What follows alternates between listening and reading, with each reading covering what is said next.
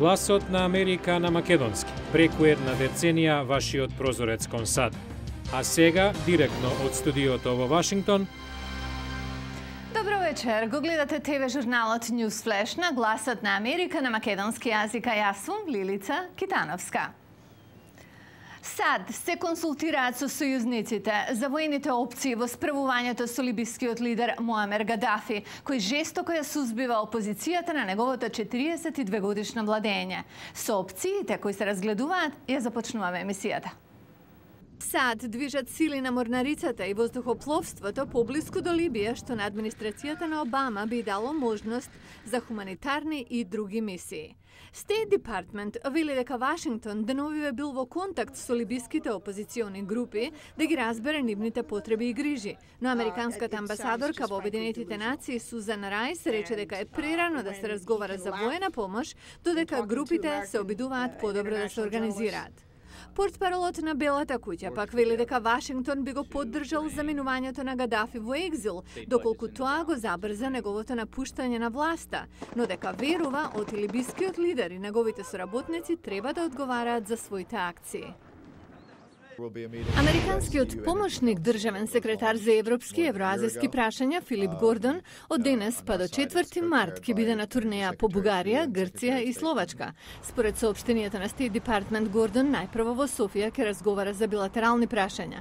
На 2 март во Атина ќе се сретне со грчки владени лица и политички лидери, а наредниот ден во Братислава ќе одржи говор за односите меѓу САД и Централна Европа на годишната Глобсек конференција за безбедност што ја организира словачката влада. Американската актерка Джейн Расел, темнокоса убавица, што стана славна со филмот на Хауард Хјуз во 1943, Отпадник, почина во Калифорнија на 89 години. Иако критиките беа неповолни, тој филм ја лансираше кариерата на Расел и незината репутација како секс символ. Ке има или ке нема затворање на владата? Тоа е прашањето што сите американци ги засега на некој начин. Како стојат работите денеска? Во продолжение. Законодавците во Американскиот представнички дом треба денеска да гласаат за планот привремено да се финансира федералната влада до 18 март и да се избегне затварање подоцна неделава. Преговарачите во представничкиот дом, што е под контрола на републиканците, постигнат договор со Сенатот, што е под раководство на демократите, да намалат 4 милиарди долари од овогодинешниот федерален буџет, дел од што би дошло од програмите за кои председателот Барак Обама побара укинување, а остатокот од прекин на праксата на додавки на буџетот, кога законодавците алоцираат пари за специјални проекти во нивните домашни дистрикти. Привремениот закон за трошоци на Конгресот и на администрацијата на Обама им дава повеќе време да постигнат согласност за трошоците за остатокот од оваа фискална година, што завршува на 30 септември. Представничкиот дом усвои легислатива минатиот месец што крати 61 милиарда долари од федералниот буџет оваа година, под водство на 87 нови републикански конгресмени избрани минатиот ноември, како дел од така нареченото движење Tea Party, што се залага за помало трошење од страна на владата.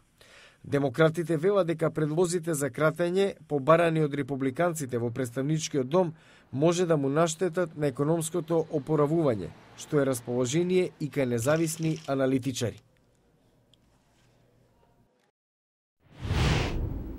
Пред 2 години, во екот на американската финансиска криза, Дженифер Симонети Брајан се откажа од плата со 6 цифри, работејќи како банкар за инвестиции во Лондон, за да студира вино и да почне нова кариера. Денеска таа е една од само 5 жени во САД што ја носат титулата мајстор на вино, највисоката меѓународна квалификација во винарската индустрија.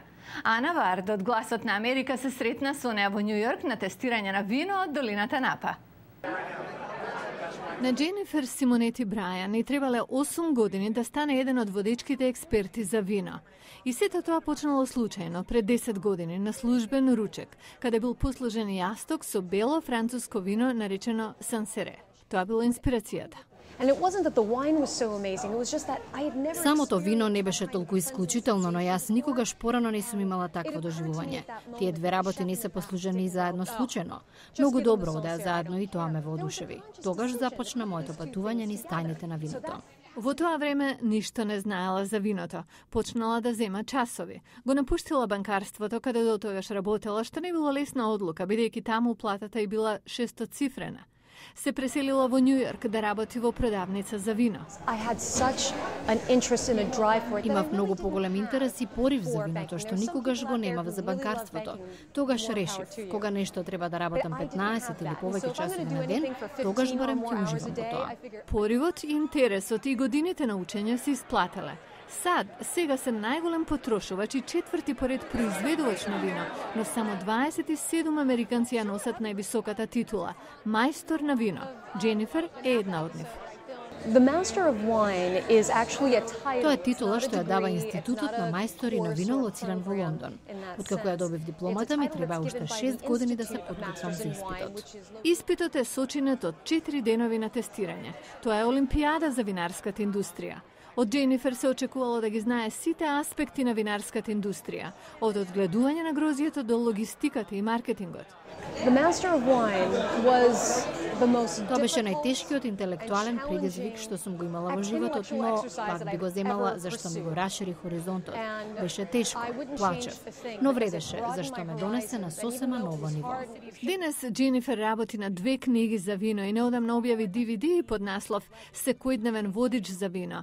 Патува по светот, држи предавања и тестира нови вина. Сега заработува повеќе пари отколку во времето кога била инвестицијски банкар, но вели најголема награда и е тоа што го нашла својот повик и незината пасија. Во ова време кога се е автоматско, ретко е да се види компанија што ги произведува своите продукти рачно. Таква компанија ќе ви представиме утре во Newsflash. Фабрика всушност, и тоа во САД, која е голем играч во еден од најголемите спортски настани во државата, Супербол. Бидете со нас и утре, ќе ви кажеме кој ги прави топките за американски фудбал. Ова беше Newsflash на Гласот на Америка на македонски јазик, а јас сум Лилица Китановска. За најнови содржини појдете на нашата веб страница glasnaamerika.com. Пријатна вечер.